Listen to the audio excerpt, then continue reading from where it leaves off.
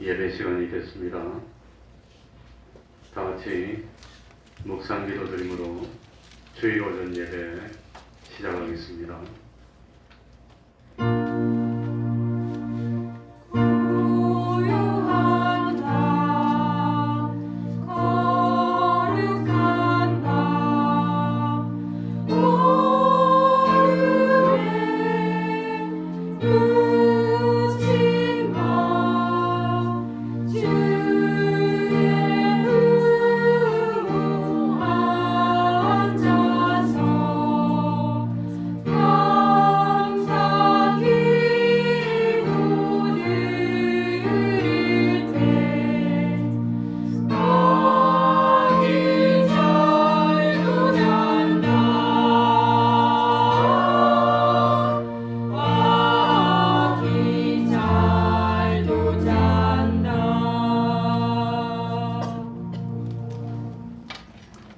하나님 아버지, 거룩한 주일을 허락하여 주시고 오늘도 하나님의 전으로 우리를 불러주셔서 하나님 앞에 주일을 지키게 하여 주시고 하나님께 예배 드릴 수 있도록 은혜 베풀어 주시니 참으로 감사드립니다. 하나님 아버지, 참 주님이 세상에 오신 날을 기념하는 성탄절이 가까웠습니다.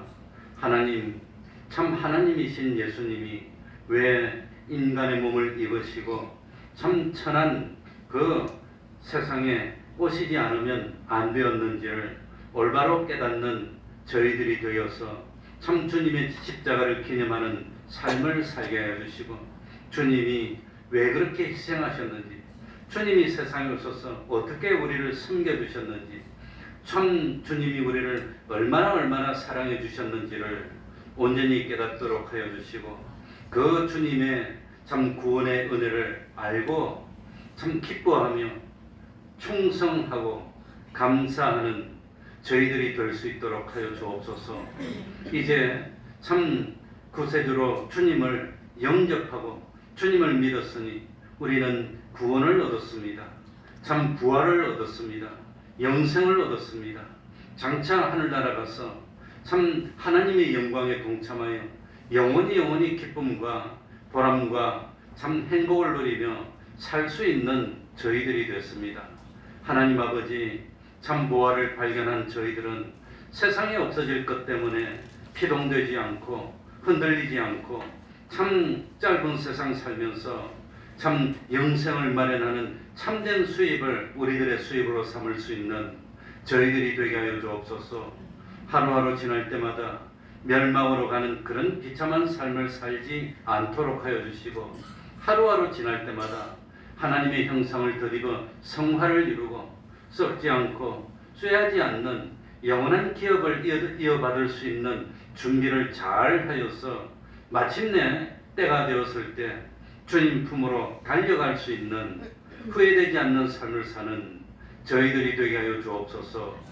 우리 백정동 교회가 진실로 참 주님의 보혈로 거룩하고 의롭고 참 깨끗하게 된 그런 교회 되게 해주시고 누구든지 이 문을 열고 들어오는 사람들은 한 사람도 예외 없이 참 주님을 그리스도로 영접하여서 하나님의 자녀되는 권세를 얻는 기적이 일어날 수 있도록 은혜 베풀어 주옵소서. 한 해가 갑니다. 주님의 은혜 가운데 또 한 해를 맞이합니다. 하나님 아버지, 지나간 과거는 어떻게 할 수가 없습니다. 잘못이 있다면 회개할 뿐입니다. 그러나 지금부터는 온전히 하나님과 동행하면서 모든 마귀의 괴계를 이기고 하나님께 영광 돌리며 참 세상의 빛과 소금 되는 믿음의 아름다운 향기를 뿜어내는 저희들이 될 수 있도록 은혜 베풀어 주옵소서. 주님의 이름으로 모인 곳곳마다 하나님의 은총이 함께하여 주시기를 바라며 예수님 이름으로 기도하옵나이다. 아멘. 다 같이 자리에서 일어나셔서 찬송가 20장입니다. 찬송가 20장입니다.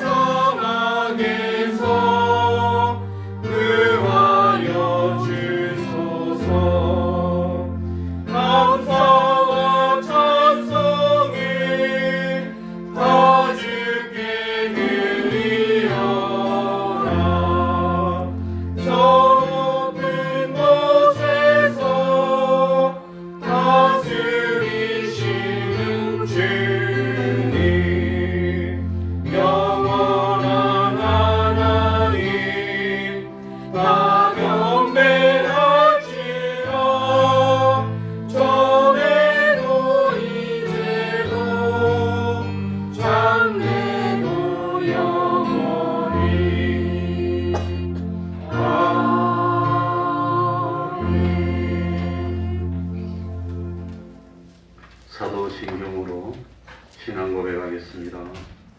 전능하사 천지를 만드신 하나님 아버지를 내가 믿사오며 그 외아들 우리 주 예수 그리스도를 믿사오니 이는 성령으로 잉태하사 동정녀 마리아에게 나시고 본디오 빌라도에게 고난을 받으사 십자가에 못 박혀 죽으시고 장사한 지 사흘 만에 죽은 자 가운데서 다시 살아나시며 하늘에 오르사 전능하신 하나님 우편에 앉아 계시다가 저리로서 산 자와 죽은 자를 심판하러 오시리라.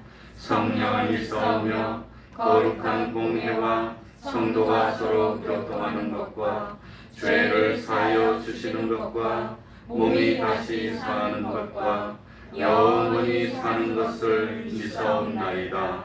아멘. 자리에 앉으셔서 찬송가 120장입니다. 찬송가 120장입니다.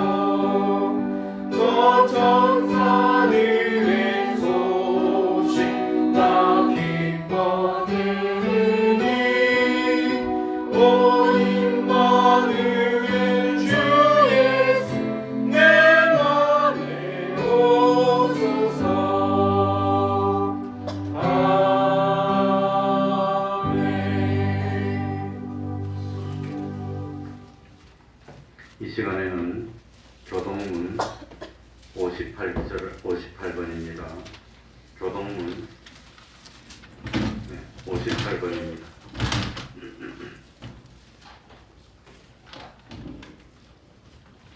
교동문 58번입니다.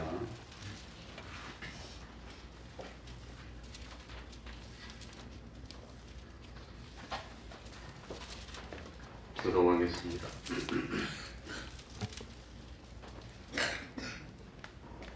시온에 따라 크게 기뻐할지어다.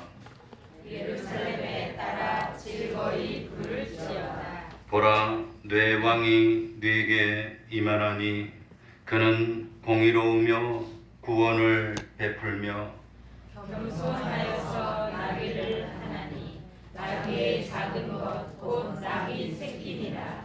내가 에브라임의 병거와 예루살렘의 말을 끊겠고 전쟁하는 팔도 끊으리니 그가 이방 사람에게 화평을 전할 것이요 그의 정권은 바다에서 바다까지 이르고 유브라데 강에서 땅 끝까지 이르리라. 앞에서 가고 뒤에서 따르는 무리가 소리질러 가로되 호산나 다윗의 자손이여 찬송하리로다.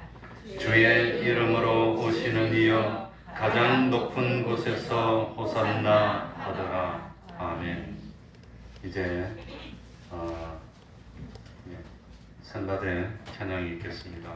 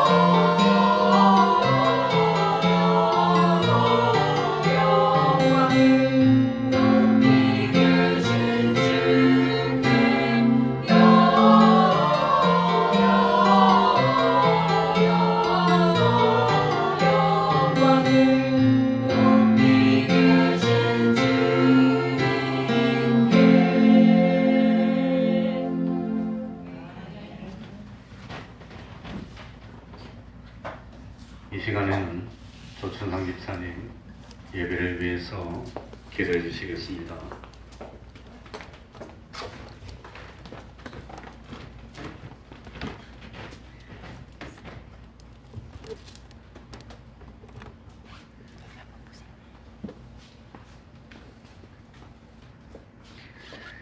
하나님 아버지, 오늘도 하나님께서 사랑하는 저희 자녀들을 잊지 않으시고 이 귀한 예배를 베풀어 주셔서 우리 한 사람 한 사람 우리 발걸음을 하나님의 전으로 인도하여 주셔서 이렇게 하나님께 귀한 예배를 드릴 수 있도록 이 시간 허락하여 주신 것 감사함을 드립니다.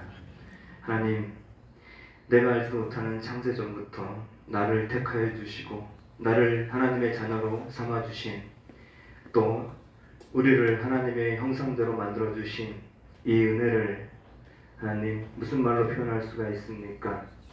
하나님, 그저 할 수 있는 것은 이 세상에서 살면서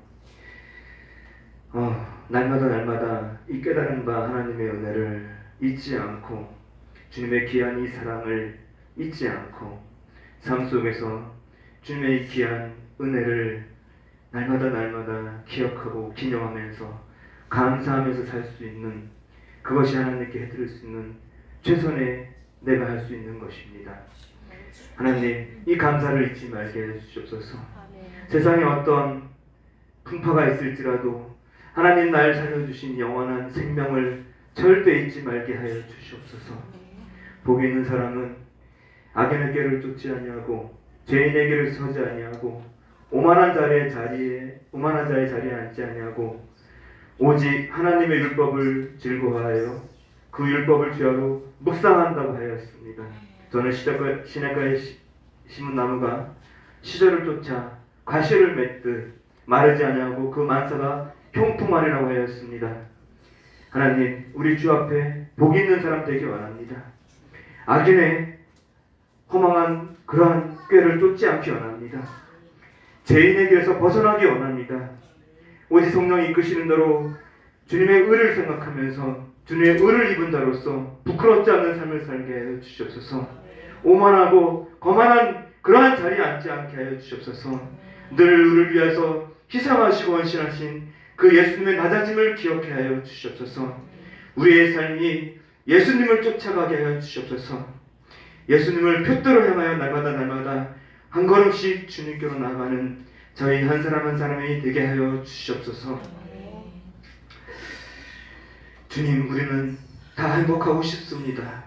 주님, 복된 삶을 살고 싶습니다.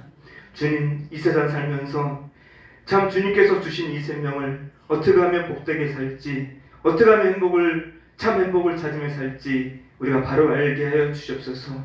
세상 사람들이 여러 가지 모양으로 자식을 드러낼 수 있지만 우리도 또한 주님을 알기 전에는 그래야 했지만 그러한 모든 것들은 풀의 꽃과 같이 금방 없어지는 것이고 허망한 것을 우리가 말씀을 통해서 바로 알았습니다. 오직 우리의 참된 인생의 의미와 가치는 주님의 영광을 나타내는 데 있다고 배웠습니다. 또 빛 대신 주님을 늘 바라보고 그 빛을 쫓아가는 것이 우리의 삶의 참 기쁨인 것을 깨달았습니다. 참 빛이요 진리신 예수님께로 많은 사람들을 이끌어드리는 것이 또한 우리의 삶의 가치인 것을 우리가 말씀을 통해서 배웠습니다. 하나님, 이 가치 있는 삶을 살게 하여 주시옵소서.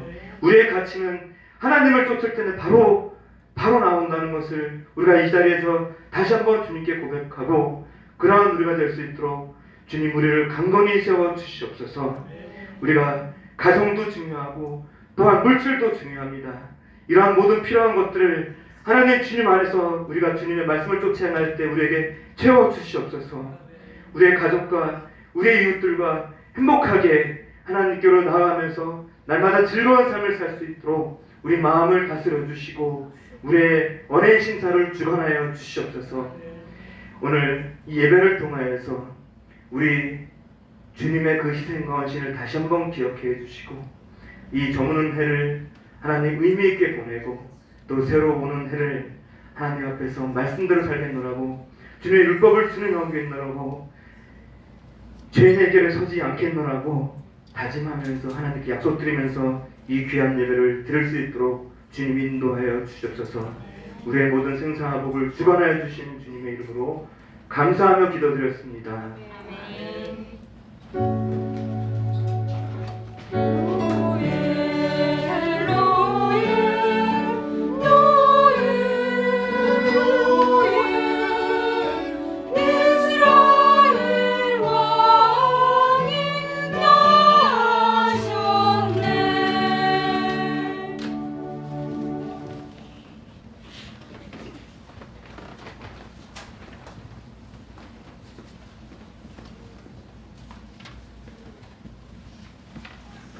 하나님의 말씀 누가복음 2장 14절입니다.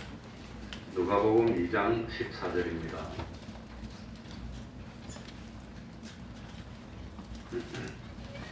제가 읽겠습니다. 누가복음 2장 14절. 지극히 높은 곳에서는 하나님께 영광이요 땅에서는 기뻐하심을 입은 사람들 중에 평화로다 하니라. 아멘.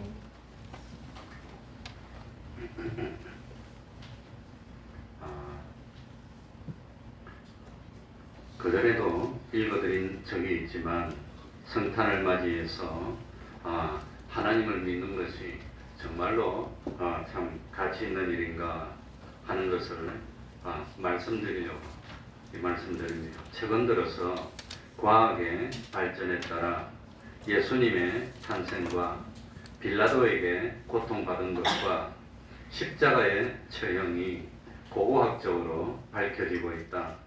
1961년 고고학자들이 로마 제국의 유대 총독이 침무했던 장소에서, 그러니까 이스라엘 땅에 유대 총독이 있던 그 집무실, 그 있던 장소에서 유물을 발견하는 도중에 1세기에 석판이 발견되었는데 비문에 라틴어로 빌라도의 이름이 새겨져 있었다.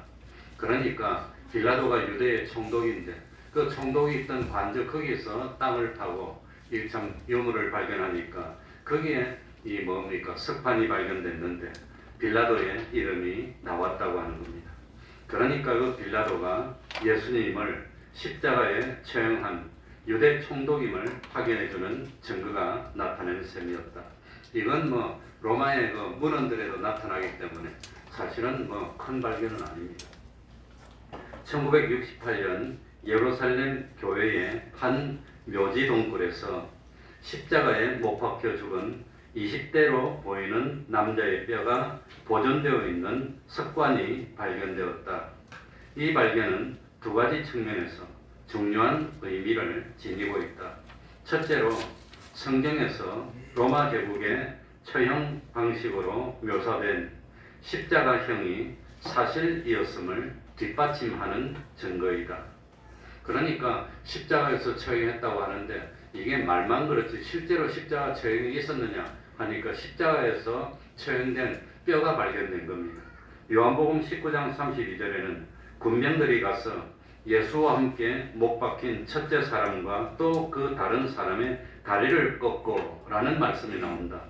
그런데 십자가에 못 박혀 죽은 사람의 뼈가 정강이 뼈 부분이 으깨지고, 그러니까 예수님처럼 정강이 부분을 뼈를 꺾었다고 하는 겁니다. 으깨지고 두 팔은 십자가에 못질 당했으며 큰 쇠못이 양쪽 발 뒤꿈치를 관통한 것으로 보였다.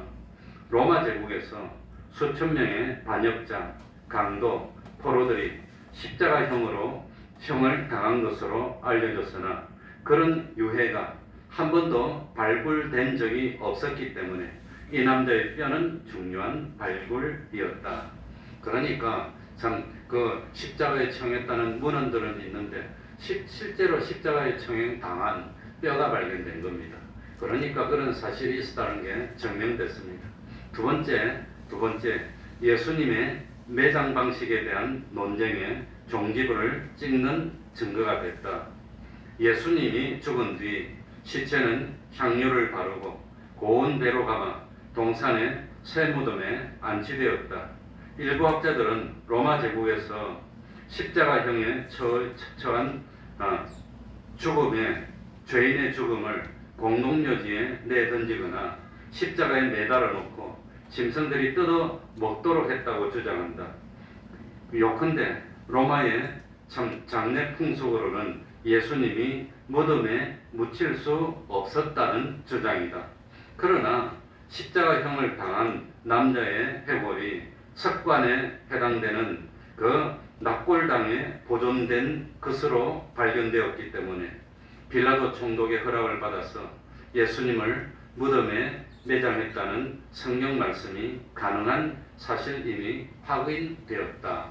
그러니까 십자가에 처형된 사람은 그냥 짐승이 먹도록 매달아 놓고 아니면 공동묘지에 던져서 짐승들이 뜯어먹게 했다는데 어떻게 예수님을 이렇게 향을 바르고 이래서 장례 지낼 수 있냐 했는데 장례 지낸 것이 나타났기 때문에 예수님도 능히 그럴 수 있다는 것이 고고학적으로 발견됐다고 하는 겁니다. 세 번째입니다. 1990년 예루살렘 근교에 있는 1세기경의 묘지에서 여러 개의 석회석 납골 땅이 발견되었다. 그래서 지금도 예루살렘에 가보면 예루살렘을 상징하는 것이 예루살렘 성전인데 우리는 그 성전은 없어지고 없으니까 그 황금돈, 황금으로 만든 그 회교 사원의 돔 그걸 이제 보면 예루살렘이라는데 그 예루살렘 주변에는 전부 다 묘입니다. 다 묘입니다. 왜냐하면 예수님이 그 올라갔던 그 자리에서 재림하신다고 믿었기 때문에 이 이스라엘 백성들이 다 예수님이 재림할 거로 예상되는 이 예루살렘 옆에 베다니 근처 그 전부 다 묻혀 있어요. 노른자에는 다 묘입니다. 2000년 되고 1500년 되고 1000년 된 묘들이 다 있어요. 다 있습니다. 그런데 그 묘 중에서 납골 땅이 발견됐는데 그런데 60세가 된 노인의 뼈가 들어있었고 그 묘에 뭐라고 적혀 있냐면 가야바의 아들이라고 비문이 새겨졌다는 겁니다. 가야바의. 그러니까 전문가들은 성경에서 예루살렘의 대제사장으로 예수님을 빌라도에게 넘긴 가야바가 이 뼈의 주인이라고 생각하는 겁니다. 사실 거기 가면은 히스기야의 묘도 있고 뭐 다윗의 가묘도 있습니다. 다윗은 참묘는 잘 모르기 때문에 가묘도 다 보고 왔습니다. 또 네 번째로 다윗 왕은 구약 성경의 핵심 인물이고 예수님의 직계 조상임에도 불구하고 성경 이외에 고대문은 어디에도 그 다윗의 이름이 나타나 있지 않기 때문에 사무엘서, 열왕기, 역대기에 묘사된 다윗과 그 아들 솔로몬의 황금시대는 날조된 것이라는 공격이 많이 있었다. 그러나 1993년 멀지도 않습니다. 갈릴리의 댄이라는 고대 이스라엘 마을의 유적에서 발굴된 기원전 9세기의 비석이 발굴되므로 다윗이 실존했던 인물임이 증명되었다. 다윗 왕조 100년 뒤에 만들어진 이 돌 기둥에는 다윗의 군사적 승리를 기념하는 문구가 들어있었기 때문이다. 댄 비석의 발견으로 다윗과 솔로몬의 통치 기간이 역사적 사실로 증명되었고 그만큼 예수님의 탄생과 십자가의 죽음 그리고 부활이 역사적인 사건이니 고고학적으로도 증명되었다. 이건 동아일보에서 제가 보고 스크랩한 겁니다. 내가 직접 읽어봤어요. 지금도 가지고 있습니다. 그거 말고 문에는 많이 나타납니다. 문헌에는 많이 있지만 고고학적으로 발굴해서 그걸 사실 이미 증명됐다고 하는 겁니다. 자, 그럼 오늘 읽었던 14절 우리 다시 한번 읽어볼까요? 지극히 높은 곳에서는 다 같이 읽겠습니다. 지극히 높은 곳에서는 하나님께 영광이요 땅에서는 기뻐하심을 입은 사람들 중에 평화로다 하니라. 자, 그러면 지극히 높은 곳이 어디일까요? 지극히 높은 곳. 어디가 지극히 높은 곳입니까? 우리는 대한민국에서는 지극히 높은 곳은 저 하늘로 저리 올라가면 지극히 높은 곳입니다. 그러면 남반구에서는 지극히 높은 곳이 어디입니까? 저리 내려가면 거기는 지극히 높은 곳입니다. 그러니까 저것이 지극히 높다는 것을 장소적으로 설명하려면 사실 우리 대한민국보다 저 북극성이 있는데 저 우주 가면 지극히 높은 건데 그럼 거기에 사는 사람이 보면은 여기는 지극히 낮잖아요. 그러니까 그 우주적인 관점에서 보면 어디가 높은 것입니까?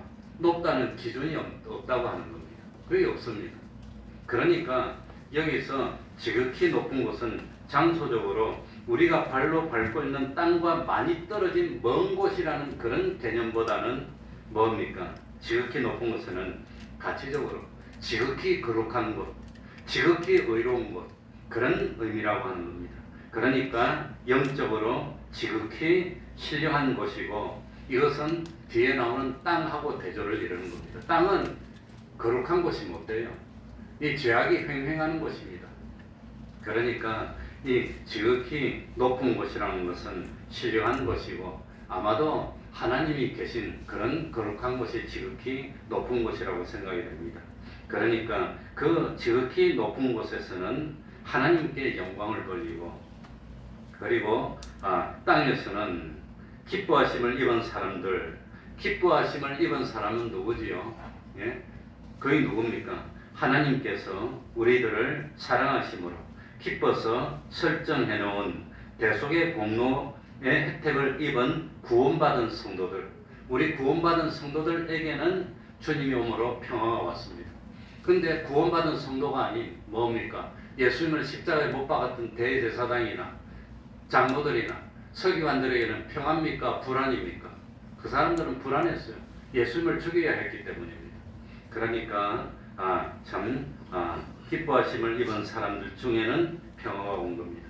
그래 이 성탄절의 의미가 뭘까? 성탄절의 의미가 뭘까?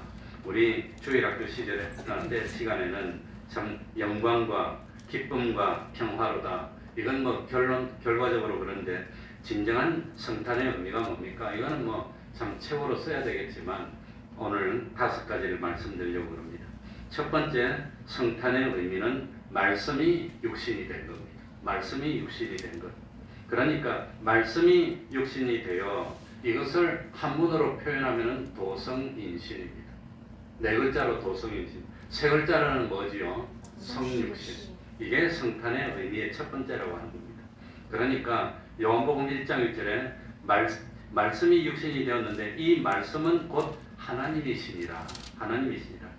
그러니까 삼일째 하나님 중에서 제2위 하나님이 참 말씀으로 하나님과 함께 계셨는데 이 말씀이신 하나님께서 때가 되어서 인간의 몸을 입고 세상에 오셔서 우리들을 구원하는 역사를 이루신 것, 이게 성탄이라고 하는 겁니다.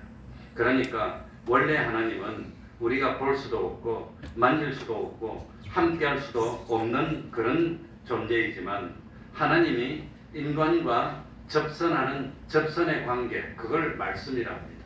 그 하나님이 말씀으로 우리에게 표현해 주니까 하나님의 뜻을 알 수 있고 하나님의 사명을 우리들이 알 수 있고 하나님이 누구신지 알게 됐고 그래서 하나님과 우리와 접선하는 관계가 말씀이라고 하는 겁니다. 또한 피조물이 어떻게 살아가야 되고 피조물이 어떻게 존재해야 되느냐 하는 하나님의 요구, 하나님의 명령, 하나님의 규례를 말씀이라고 하는 겁니다. 하나님과 인간과의 관계를 책임 맡은 분이 이위이신데 이 이위의 이름이 말씀이었고 그리고 참 이 이위이신 성자께서 사람이 되어서 오신 것, 이것이 성탄이라고 하는 겁니다. 성탄. 그러니까 성탄의 첫 번째 의미는 4글자로 하면 뭐지요? 도성인신. 3글자로 하면 뭐지요? 성육신. 일반적으로 성육신이라는 표현을 더 많이 씁니다. 많이 쓰고 도성인신은 옛날에 쓰던 용어인데 요즘은 잘 쓰지는 않지만 한문용어로 도성인신이다. 물론 성육신도 한문입니다. 그리고 성탄의 두 번째 의미는 뭡니까? 예수님이 세상에 뭐하러 오셨지요? 내가 세상에 온 것은 세상을 심판하려 함이 아니라 뭐하러? 구원하려고. 우리를 구원하려면 최소 3가지 문제를 해결해야 되는 겁니다. 우리를 구원. 첫 번째 문제가 뭐냐? 죄를 놔두고는 구원이 안 됩니다. 그래서 성탄의 두 번째 의미는 사죄의 은혜를 베푸는 겁니다. 사죄의 은혜. 사죄의 은혜.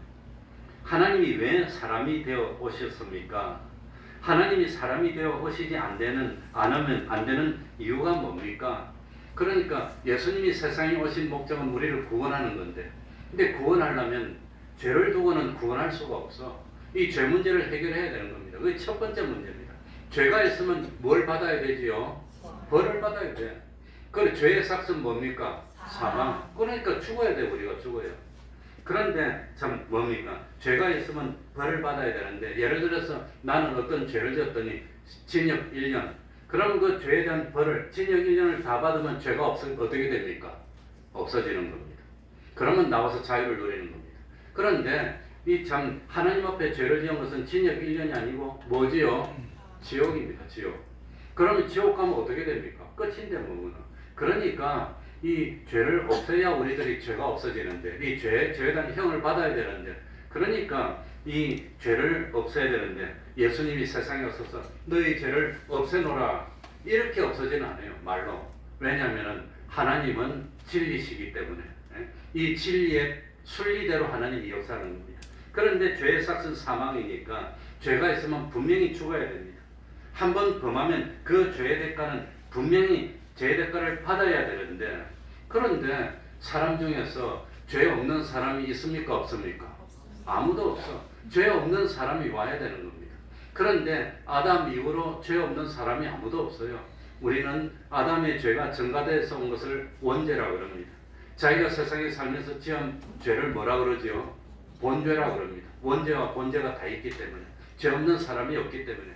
그러니까 내가 죄가 있는데 내 죄로 내가 죽어야 되는데, 그런데 죄가 없는 사람이 있어야 다른 사람의 죄를 대신 죽어줄 수 있는데, 이 죄가 없는 사람이 필요했습니다.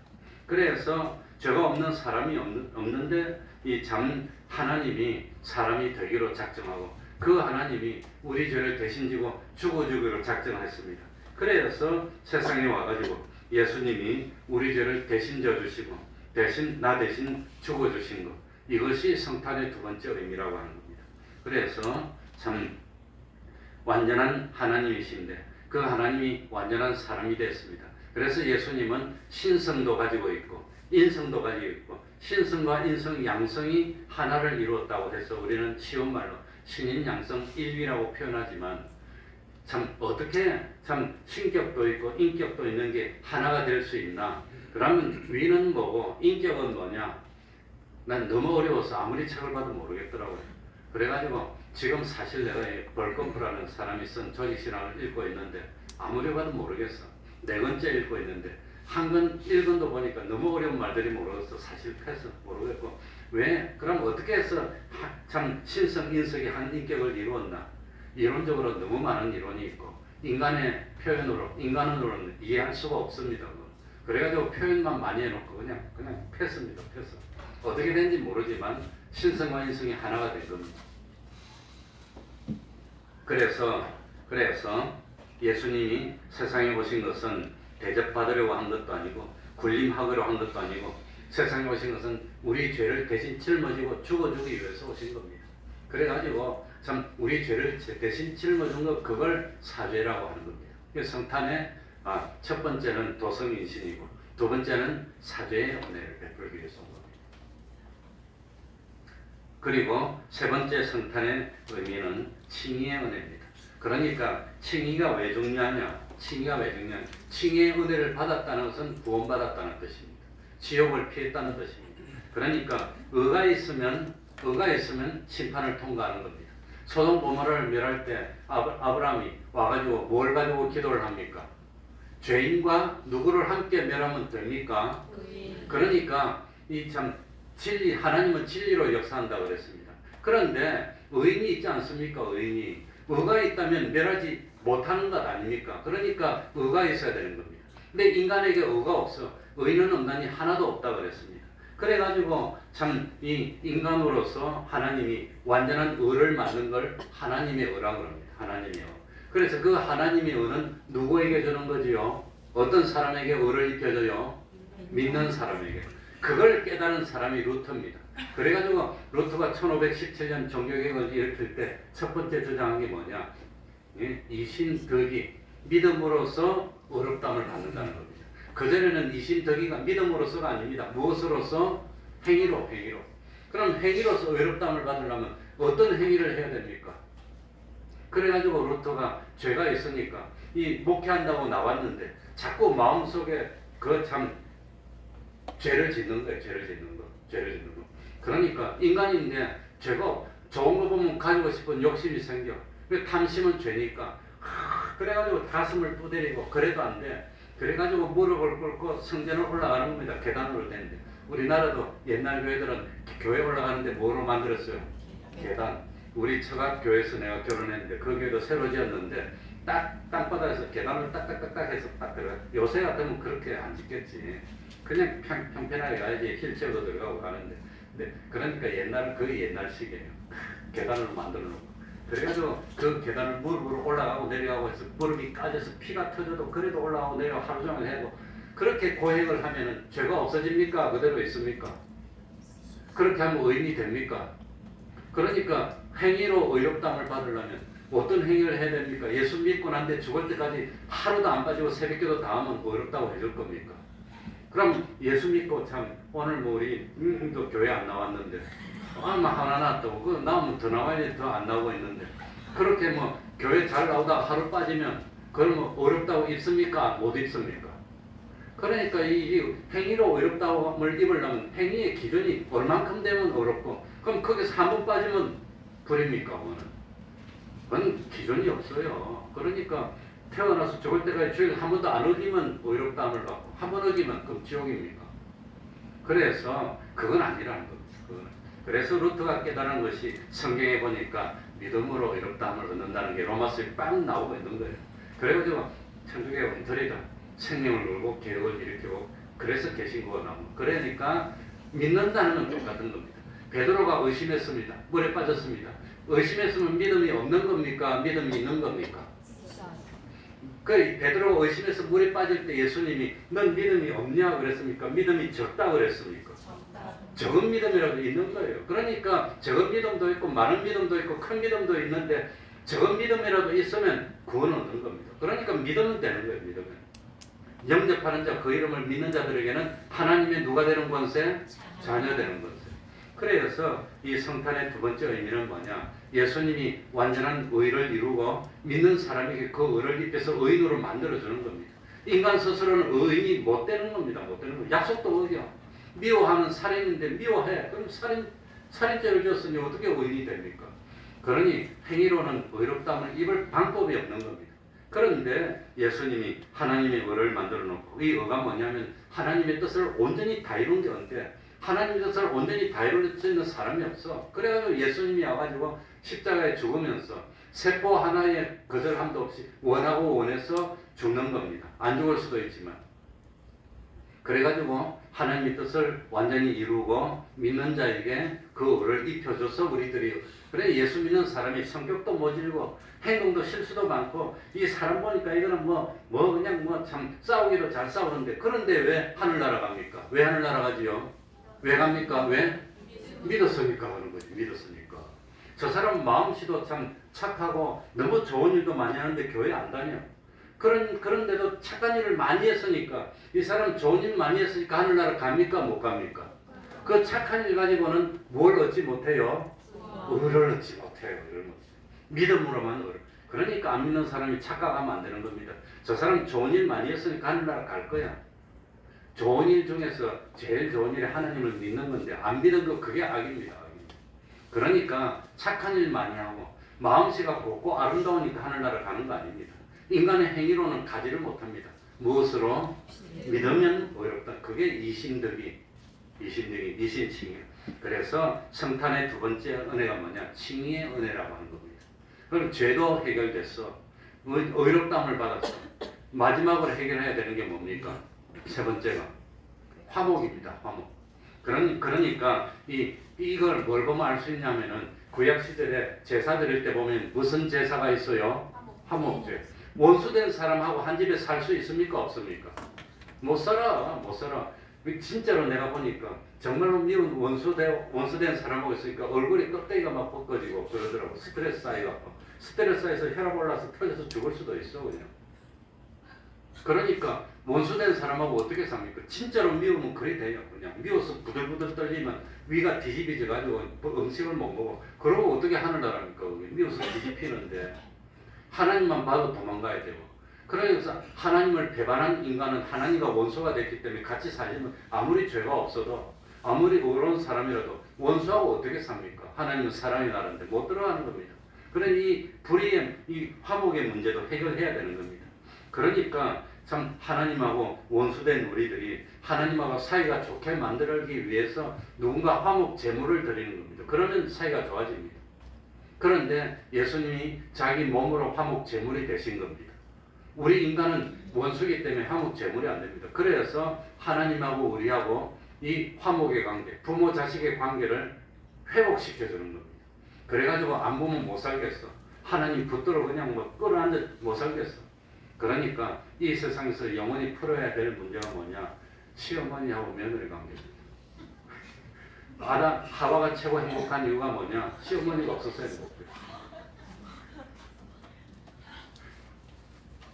그런데 그 시어머니하고 며느리가 참 사이 좋은 관계로 만들어주는 게 이게 뭐라 말입니까? 그게 화목이라고 하는 겁니다. 그래서 예수님이 화목의 제물이 되어서 우리에게 화친의 은혜를 줘서 하나님하고 관계를 회복해서 그래서 하늘나라에 하나님과 오손도손 살 수 있게 만들어주는 게 이게 네 번째입니다. 마지막 다섯 번째가 뭘까요? 마지막 다섯 번째가 뭐냐? 부활로서 영생을 주신 겁니다. 부활. 죽어 있으면 뭐합니까? 부활의 은혜를 줘. 살아야지.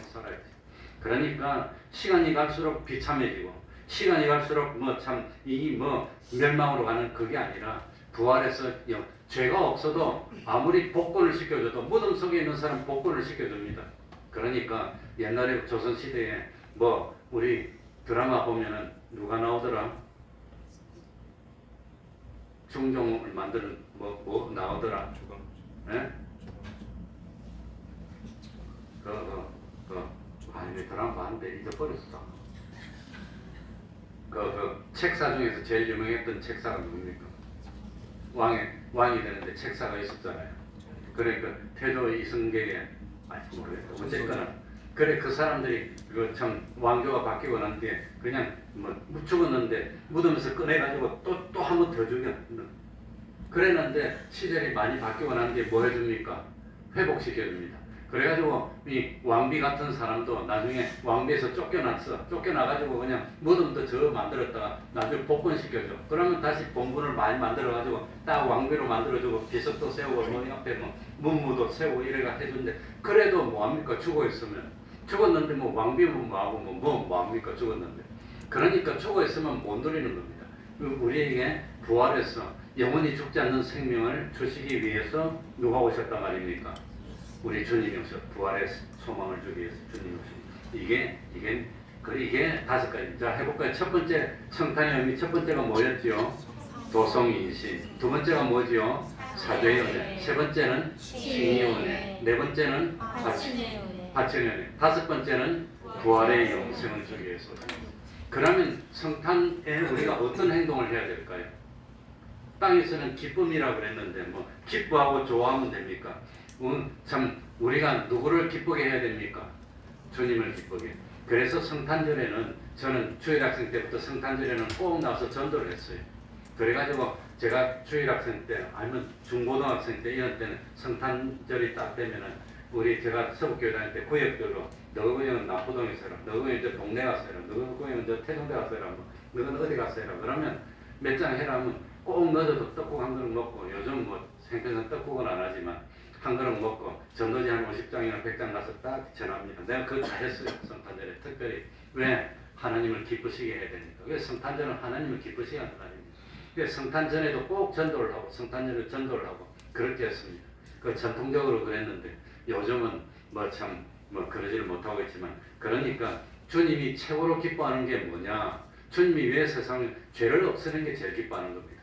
그러니까 범죄하는 사람을 죄짓지 않도록 만드는 그런 행동을 하는 것, 죄를 없애는 행동을 해야 된다는 겁니다. 그러니 성탄절 됐으니까 야 오늘 저녁에 뭐이냐 원샷 내가 알고 있는 영어는 바텀 저업입니다. 그 다 바텀을 들어가거든요. 그래 하고 그거 하면 하나님 기뻐 안 합니다. 성탄절 됐다고 이거 하고 야 오늘 한번 지지자 흔들자 그냥 한번 그거 하면 하나님 기뻐합니까? 그거 좋아지요. 처음 예수 믿을 때만 하더라도 집에서 얼마나 부어라 마시라 했는데, 내가 처음에 신방을 자주 다녔어요. 그때 신방한데 딱 들어보니까 부어라 마시라 막 소리가 들려. 그냥 집사님 아니죠. 누구 해볼 때 안에서 와장창 난리가 났어. 그냥 부어라 마시고 하고 있는데 내가 들어가면 어찌됐니까? 이게 와장창 하고 치운다고 그러면 안 됩니다. 그 하나님 안 기뻐합니다. 그러니까 성탄절에 대해서 주님을 기쁘시게 해야 되는 겁니다. 죄를 없애는 운동하고 불의한 사람을 의로운 사람으로 만드는 그런 행동을 하고, 하나님과 원수됐던 사람을 하나님과 화친케 하는 자, 화목케 하는 자는 복이 있나니 누가 된다고 했죠? 팔복 중에서 화평케 하는 자에게는 복이 있느니 누구라 일컬음을 받을 것이요? 하나님의 아들입니다. 팔복 중에서 그거는 확실하게 외웁니다. 신학교 들어갈 때 시험 문제 중에 하나가 팔복을 적으라는 거였어요. 그리고 성령의 열매 8가지 적는 것도 지금도 안 잊어버려요. 30몇 년 전이죠. 89년 89년인가 1월 달에 내가 이 신학교 시험 쳤는데 아직도 안 잊어버려요. 그러니까 이 참 화평케 하는 그런 일을 하는 것이 성탄절로 할 일이라고 합니다. 그래서 우리는 제가 어릴 때는 성탄절에는 밥을 많이 해가지고 소를 한 마리 잡아가지고 밤새도록 끼려가지고 그 대신동 시장인데 시장 사람들 다 오라서 밥 대접하고 화평케 하고 교회 오면서 한 번이라도 생각하고 그런 일을 했습니다. 그러니까 성탄절이니까 엉뚱한 일 하지 말고 왜 주님이 세상에 오셨나? 세상에 오셔서 무슨 일을 하셨나? 이걸 깨닫고 우리도 주님의 그 은혜에 동참하는 일을 해서 진실로 주님을 기쁘시게 하는, 주님이 참 성탄을 기념하는 그런 일을 하는 것이 성탄절이라는 것 잊지 마시기 바랍니다. 성탄절은 누가 찾아오는 날이지요? 네? 산타크로스하고는 성탄하고는 상관이 없습니다. 사실은 제가 오늘 읽어봤더니 산타크로스는 터키 사람이래요. 그래가지고 그분이 돈 많이 벌어가지고 뭐 참 아무튼 좋은 일을 많이 하고 선물을 줬어. 그래가지고 그게 미국으로 와서 신대륙으로 와가지고 뭐 흰 모자 빨간 모자 쓰고 뭐 입는 그게 뭐 이제 됐다고 그러는데 아무튼 그건 그래서 교회에 산타크로스 사진 걸어 놓는 데는 없습니다. 그건 아닙니다. 그건 아니고 참 주님이 우리를 구원하기 위해서 희생하기 위해서 오신 날입니다. 이걸 기념하는 성탄의 의미를 깨달으시기 바랍니다. 말씀을 생각하면서 통성으로 기도하겠습니다.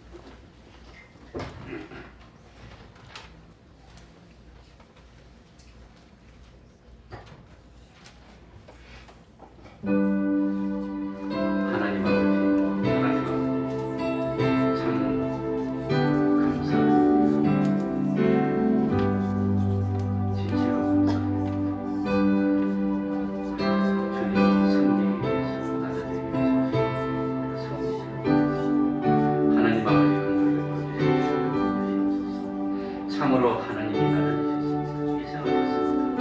섬겨주셨습니다. 사랑해주셨습니다. 하나님 아버지 이 사실을 여기다 들어드립니다.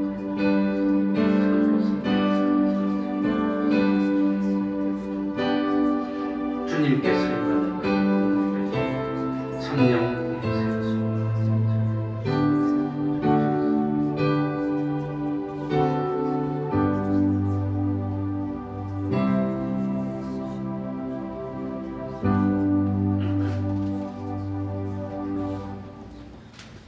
찬송 올리겠습니다. 찬송가 125장입니다. 126장입니다. 126장.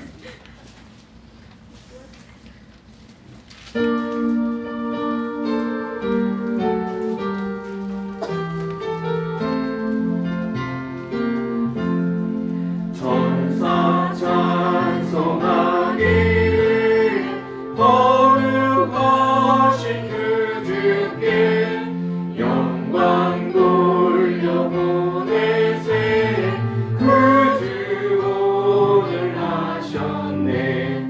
크고 작은 나라들 기뻐하다 하여라. 영광 받을 왕의 왕 베들레헴에 나신 주. 영광 받을 왕의 왕 베들레헴에 나신 주. 오늘 나신 예수는 하늘에서 내려와 전혀 몸에 나셔서 사람 몸을 입었네.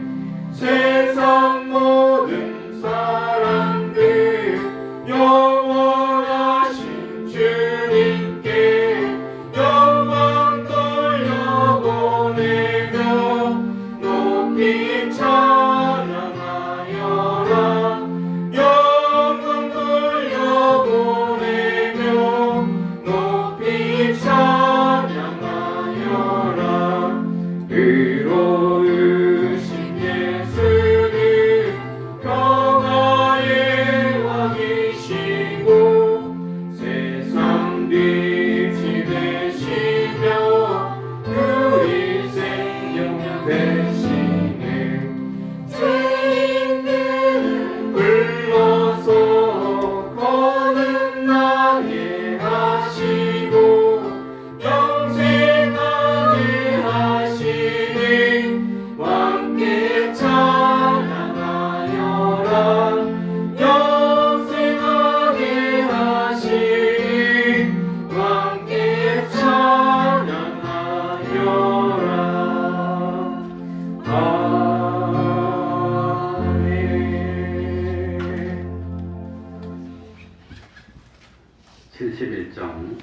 1절 찬송하면서 하나님께 헌금드리겠습니다.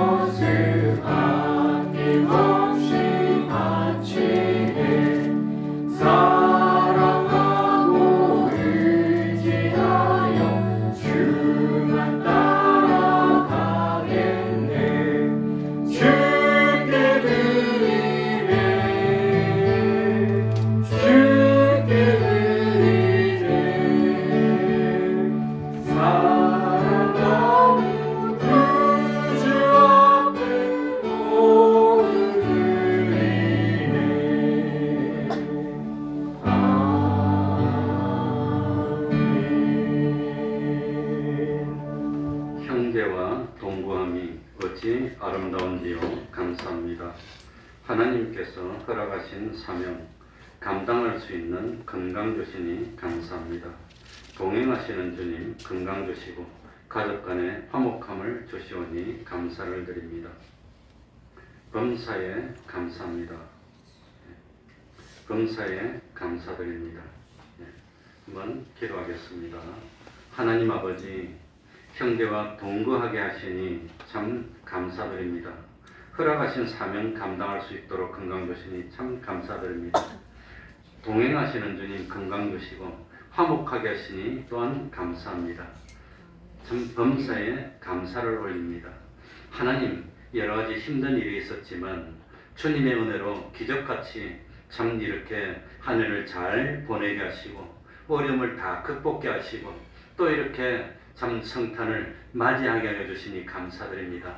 오는 한 해에도 더욱더 많은 하나님의 은혜로 세상이 어떻게 된다 하더라도 우리 하나님 애굽에서 하나님의 백성을 따로 구별하시고 보호하여 주셨던 것처럼 참 천인 만인이 쓰러질지라도 하나님이 하나님의 백성을 보호해서 구별하여 주시고 그리고 참 먹을 것과 입을 것을 주시고 참 인도하여 주셔서 참 주님 안에서 부족함이 없는 한 해 또 한 해 보내고 온전한 구원을 이룰 수 있는 저희들이 되게 하여 주옵소서.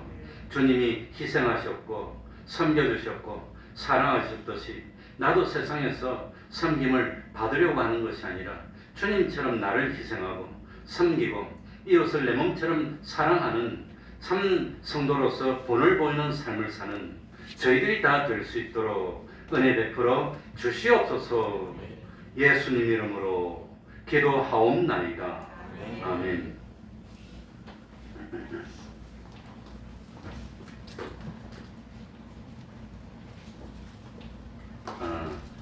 실제로 주님이 태어나신 날이 언제인지 그거는 알 수가 없습니다. 그래서 제가 다시 한번 찾아봤더니 성탄절이 12월 25일이 된 건 그건 아무튼 여러 설이 많이 있습니다. 3월 15일쯤에 수태고지를 받았다고 생각하고 그 수태고지를 받은 날이 그때가 아마 춘분 정도 될 때 그때인데 그래서 그때부터 9개월 후인 12월 25일을 성탄절로 정했다는 것이 있는데 정확한 날짜는 모르고 또 성경에 성탄을 기념하라, 성탄 행사를 하라 그런 말씀은 없습니다. 주님의 십자가를 기념하라는 말씀이 있습니다. 참고하시기 바랍니다. 그래서 성탄절을 우리가 그러나 주님이 오신 날이니까 주님이 오심을 기념하는 그거니까 배우고는 있지만 그런 것이 있다는 걸 참고하시기 바랍니다. 내일은 오전 11시에 이 자리에 모여서 성탄 축하 예배를 드리도록 하겠습니다. 그러면은 다 같이 일어나셔서 1장 찬송 부르고 축도를 마치겠습니다.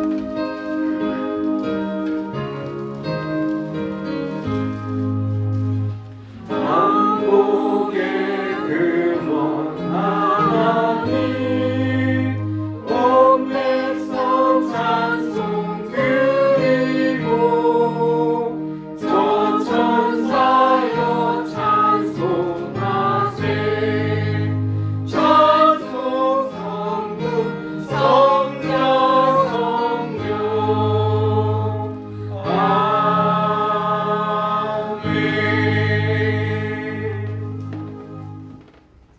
우리 주 예수 그리스도의 은혜와 하나님 아버지의 사랑하심과 성령님의 교통하심이 항상 함께하기를 축원하옵나이다. 아멘.